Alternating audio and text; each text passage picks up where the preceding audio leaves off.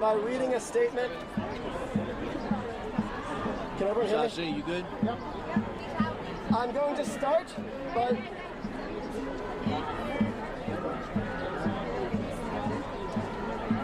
Okay, is anybody not ready? I'm going to start by reading a statement on behalf of the Columbia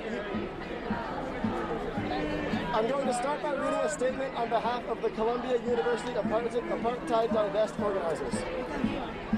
At 10 a.m. on Monday, April 29th, Columbia delegates issued written notices to members of the Gaza Solidarity Encampment, instructing them to leave the encampment by 2 p.m.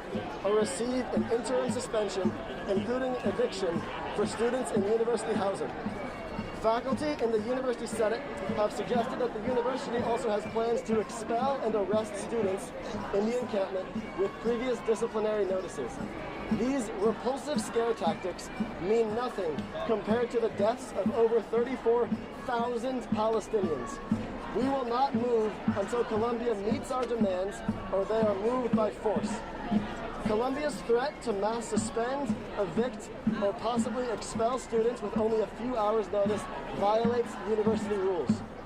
Faculty in the University Senate who rejected Columbia's plan because it is illegal, were informed that rules of university conduct will not be applied in this instance because the university has declared a state of emergency to manufacture consent for mass suspensions and evictions. Protesters have been entirely peaceful, and the university has previously agreed that it has no grounds to call in the NYPD. This is not stopping Columbia from illegally declaring a state of emergency, which requires Columbia to falsely identify nonviolent protesters as a clear and present danger. Columbia's threats, distributed through flyers, are reminiscent of the flyers the Israeli army launches from the sky to Gazans.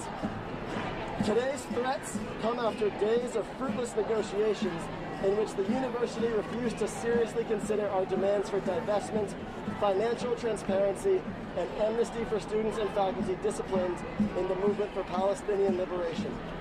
Columbia pulled out of negotiations over the weekend by threatening students with a mass campus lockdown and the eviction of every undergraduate from their dorms.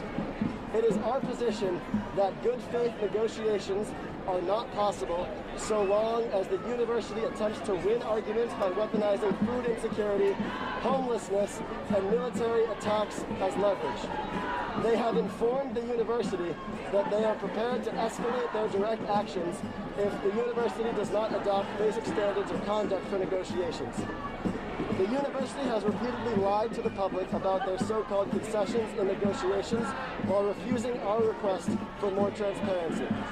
For example, they propose to share information about their direct holdings, neglecting to mention that these account for only 6.12% of Columbia's $784 million publicly traded investments.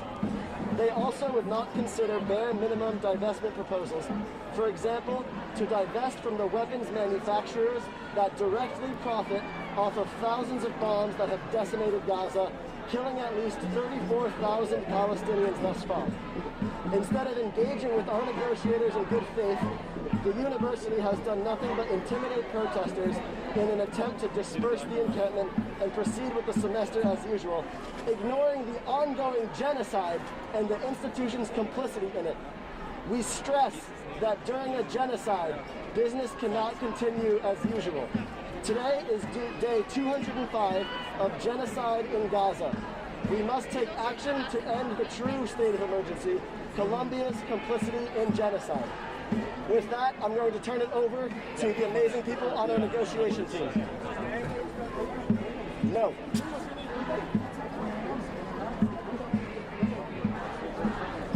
My name is Seda Polat. That's spelled S-U-E-D-A. Last name Polat, spelled P-O-L-A-T. I'm a student organizer and one of the negotiators for Quad. Earlier today, President Shafiq sent out an email announcing the end of negotiations and declared explicitly that the university will not divest from Israel. In that same email, Shafiq claimed that we had had constructive dialogue regarding the student encampment and made insincere statements regarding the university's actions. The university's negotiations evidenced an elementary understanding of the words boycott and divest, which have been at the heart of the student movement and at the heart of our encampment. While the administration offered us a timeline for review of divestment proposals, they refused to give us any commitment that the ultimate decision would be binding. They offered us limited financial disclosure by giving only their direct holdings, yet not the indirect holdings which account for the vast majority of this university's endowment. They also threw bribes at students. Shafiq talks about early development childhood education programs for Palestinians in the West Bank and Gaza. She talks about a resilience fund for Gazans. This amounts to nothing more than bribery of the student movement. The administration also offered a review on the topic of boycott. Instead of closing down the Tel Aviv dual degree program, instead of shutting down the Tel Aviv Global Center, which has not yet broken ground, they said they would review access to these institutions, to these programs, overlooking conveniently the fact that these programs can never be in line with the university's own stated policies of non-discrimination and equal opportunity. This is a smokescreen, bureaucracy is a prison, and the students refuse to trade in the blood of Palestinians.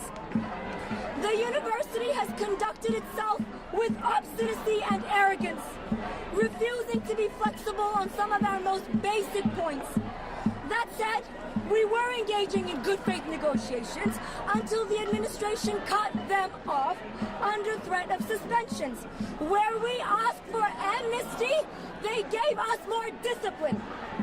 Earlier this morning, university delegates appeared at the entrance of our encampment with disciplinary notices, essentially alerting students that they could choose to do one of two things. One, sign an attestation form at the exit that would put students on academic probation on the condition that they abide by all university rules until June 30, 2025, or until their graduation, whichever comes first. Or the students would be interim suspended, losing access to their housing, losing access to campus, losing access to healthcare on campus, and losing their right to graduation if they are a graduating student. Essentially, these are attempts to stifle the student movement.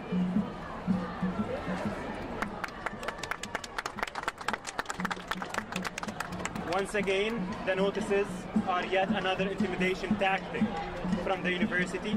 These tactics are reminiscent of those employed by the Israeli occupation against our people in Gaza and Palestine. Ironically, the notices assure students that their rights to demonstrate will be protected by the university if they sign these papers. We refuse to operate on the basis of speculation. We want assurances. This encampment is a minor inconvenience compared to the generational shaping events taking place now in Gaza. Throughout the negotiations, the Shafiq administration treated this movement as a matter of internal student discipline rather than a movement, or rather than as one of the great moral and political questions of this generation.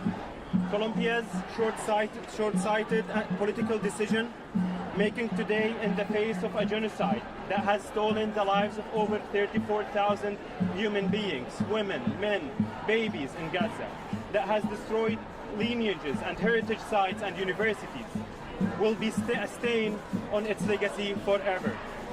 The students on this encampment are a gift to Colombia.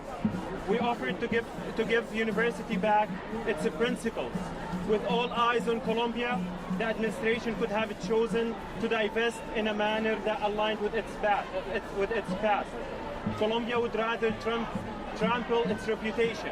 Instead of being proud of its students and faculty for raising these incredibly important moral questions, we have been hit with little more than threats and petty attacks. This is not a matter of simply violating university rules. This is a movement, an anti-war movement. We have sparked similar Gaza solidarity encampments across the nation and even across the globe. What's your name? Can you say your name, please? Mahmoud Khalil, M-A-H-M-O-U-D, Khalil, K-H-A-L-I-L. Yes. We'd like to reiterate that our presence on this encampment was never a security risk. In fact, it bonded members of the Columbia community in unprecedented ways on this campus. People from various walks of life coalesced to deliver food and supplies, to do their homework on the lawn, to bring their professors to community, to read a book at the People's Library, or to sing around a guitar song. We will not be moved by these intimidation tactics. You can see outside you now that the students are mobilized. There's hundreds of them here today. They will not be moved. We demand divestment. We will not be moved unless by force. The first individual who spoke, are you comfortable giving your name? I'm not. No. Khalil, are you willing to accept the suspensions and any other sanctions that the university levies? Again, I'm a negotiator on behalf of this group. The group today unanimously took the decision to continue this encampment until Colombia divests. Your negotiation is happening while the campus leaders are being pressured by politicians who call this movement anti-Semitic. What do you think about that double pressure they're facing? Could you speak to that a little bit? Yeah, your school administration. The administration needs to put aside geopolitical interests in U.S. politics and decide on the matter of justice, as it has always done. This university previously divested from apartheid South Africa. This university had a movement against the Vietnam War. This university understands what it means to be principled, but it is buckling under congressional pressure, and that is unacceptable. It is not up to me as a student to make the university act according to its principles. That is up to the university.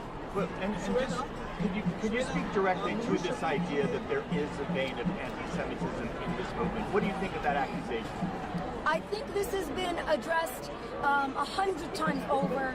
For the 12 days or so that we've been on this encampment, there has not been a day that we didn't make an effort to address these claims. And at this point, they are a diversion from the death and the massacre in Gaza. A diversion. That being said, I will answer it once more. We have community guidelines.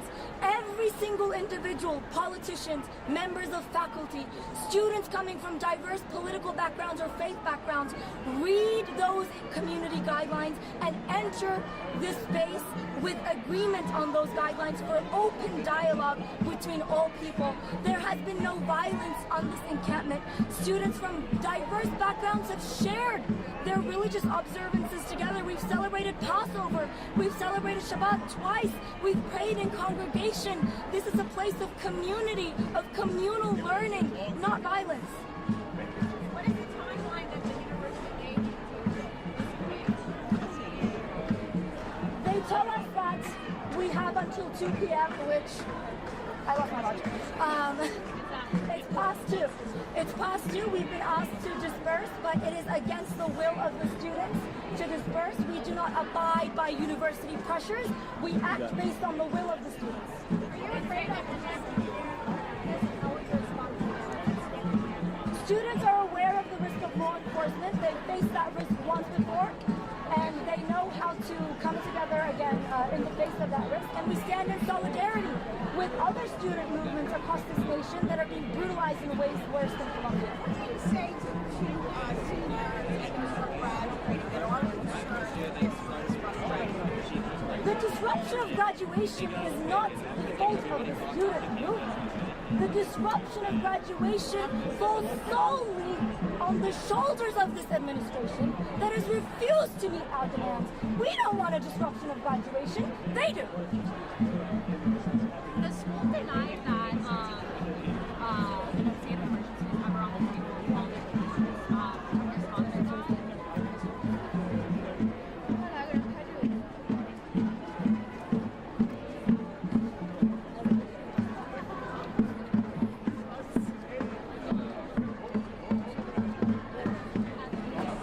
You want to take my spot? Can you repeat that question? The school had He's gonna denied switch with me. that, the state of emergency was ever on the table. We have confirmed from members of the Senate that there was a state of emergency declared by the administration. Members of the University Senate. The negotiations are off the table right now. We cannot accept a proposal by the university that refuses the basic tenets of the student movement. If they are willing to meet us on the negotiating table again, we're present. Can you explain what you agreed to and what you are still disagreeing? The negotiations are a package deal. We're not agreeing on one principle and disagreeing on the next. We're agreeing on the basis of a package. And we do not have that package, and therefore no agreement has been made.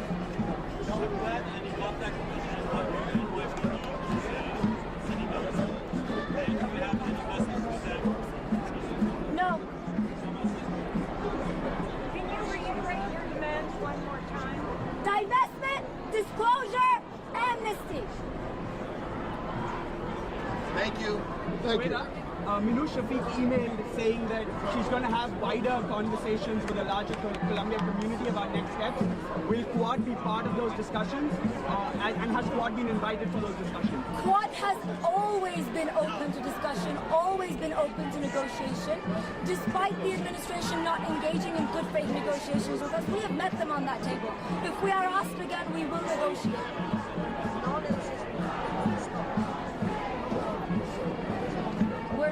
We're not stopping.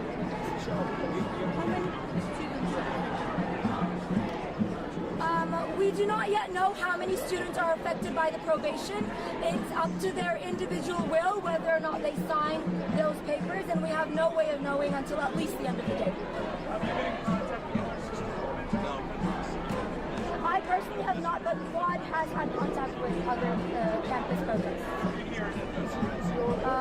That they're similarly motivated, similarly resilient, and they're waiting for divestment, and we share those demands. We'll do one or two more questions and then we'll end it. Yes.